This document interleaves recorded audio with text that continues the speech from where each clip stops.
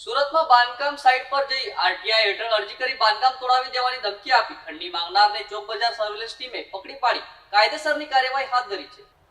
સુરત શહેરમાં ખંડણીના એક ગંભીર કેસમાં પોલીસ દ્વારા નોંધપાત્ર કાર્યવાહી કરવામાં આવી છે। પોલીસ કમિશનર અનુપમસિંહ ગેહલોતના માર્ગદર્શન હેઠળ પોલીસ ઇન્સ્પેક્ટર એસડી રાતડા અને એ રાઠવાની દેખરેખમાં સર્વેલન્સ ટીમે સૂચિત રીતે કામગીરી કરી હતી। મળતી માહિતી મુજબ ફરિયાદી દ્વારા કતારગામ વિસ્તારની સહજાનંદ સોસાયટીમાં આવેલ પ્લોટ નંબર 11, 12, 13 અને 14 પર નવું બાંધકામ ચાલી રહ્યું હતું।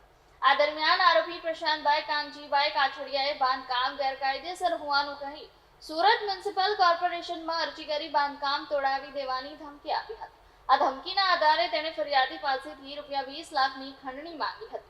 આરોપીએ શરૂઆતમાં ફરિયાદીના પુત્ર પાસેથી ₹50,000 બળજબરીપૂર્વક વસૂલ્યા હતા અને ત્યારબાદ બાકી રહેલા 19.50 લાખની માંગણી ચાલુ રાખી હતી।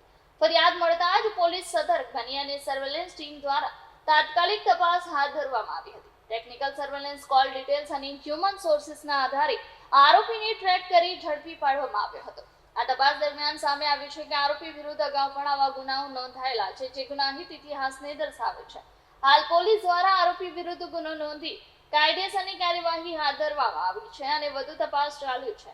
પોલીસે જણાવ્યું છે કે આવી ખંડણી અને ધમકીના કેસોમાં કડક પગલાં લેવામાં આવશે, જેથી શહેરમાં કાયદો અને વ્યવસ્થા જળવાઈ રહે।